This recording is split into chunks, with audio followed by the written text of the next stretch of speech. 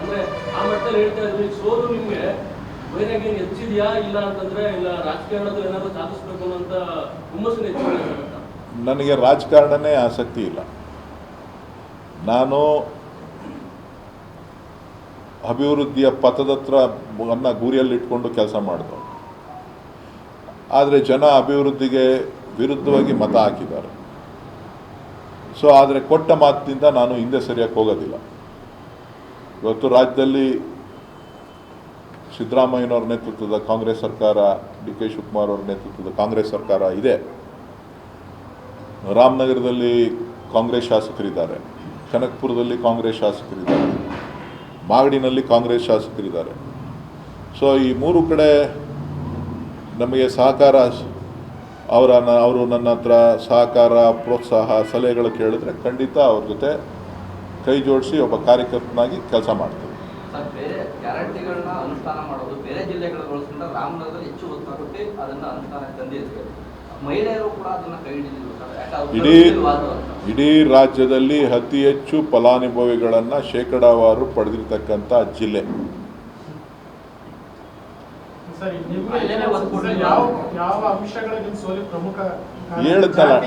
ಹೇಳ್ದ ಇದು ಬಿಟ್ಟರೆ ಬೇರೆ ಏನಿಲ್ಲ.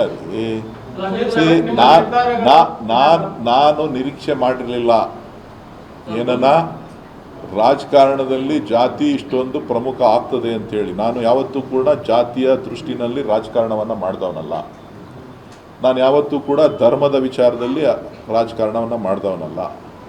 ನಾನು ಯಾವತ್ತೂ ಕೂಡ ಭಾವನಾತ್ಮಕ ವಿಚಾರಗಳನ್ನು ಬಳಸ್ಕೊಂಡವನಲ್ಲ.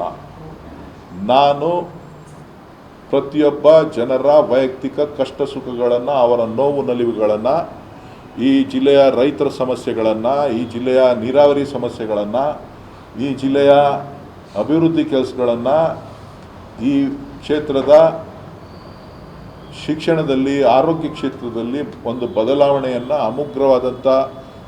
ಸಮಗ್ರವಾದಂಥ ಬದಲಾವಣೆಯನ್ನು ತರಬೇಕು ಅನ್ನೋಂಥ ದೃಷ್ಟಿನಲ್ಲಿ ನಾನು ಕೆಲಸವನ್ನು ಮಾಡಿದಂಥವು. ಜನ ಏನು ನಿರೀಕ್ಷೆ ಮಾಡ್ತಾ ಇದ್ದಾರೆ ಅದಕ್ಕಿಂತ ಮುಂಚಿತವಾಗಿ ಅವರ ಕಷ್ಟಗಳಿಗೆ ಸ್ಪಂದಿಸಿ ಜಿಲ್ಲೆಯ ಅಭಿವೃದ್ಧಿಗೆ ದೃಷ್ಟಿಕೋನವನ್ನು ಇಟ್ಕೊಂಡು ಮುಂದಿನ ಭವಿಷ್ಯದ ಜಿಲ್ಲೆಯನ್ನು ಯಾವ ರೀತಿ ಇರಬೇಕು ಅಂಥೇಳಿ ಕನಸನ್ನು ಕಟ್ಟಿಕೊಂಡು ಕೆಲಸ ಮಾಡಿದಂಥವು. ಸೊ ಅದು ಬೇಡ ಅಂತ ಹೇಳಿದ್ದಾರೆ. ಆದರೆ ನಾನು ಕೊಟ್ಟಿರುವಂಥ ಮಾತು ಯಾವುದೂ ಕೂಡ ಹಿಂದಕ್ಕೆ ಸರಿಯುವಂಥ ಪ್ರಶ್ನೆ ಇಲ್ಲ.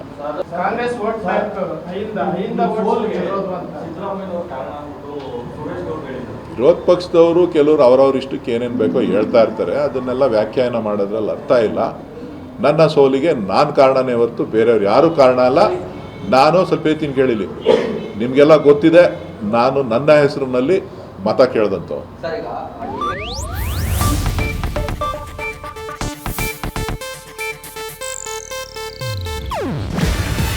ಇದು ಏಷ್ಯಾನೆಟ್ ನ್ಯೂಸ್ ನೆಟ್ವರ್ಕ್ ಪ್ರಸ್ತುತಿ. ನೀವು ನೋಡ್ತಿದ್ದೀರಾ ಏಷ್ಯಾನೆಟ್ ಸುವರ್ಣ ನ್ಯೂಸ್.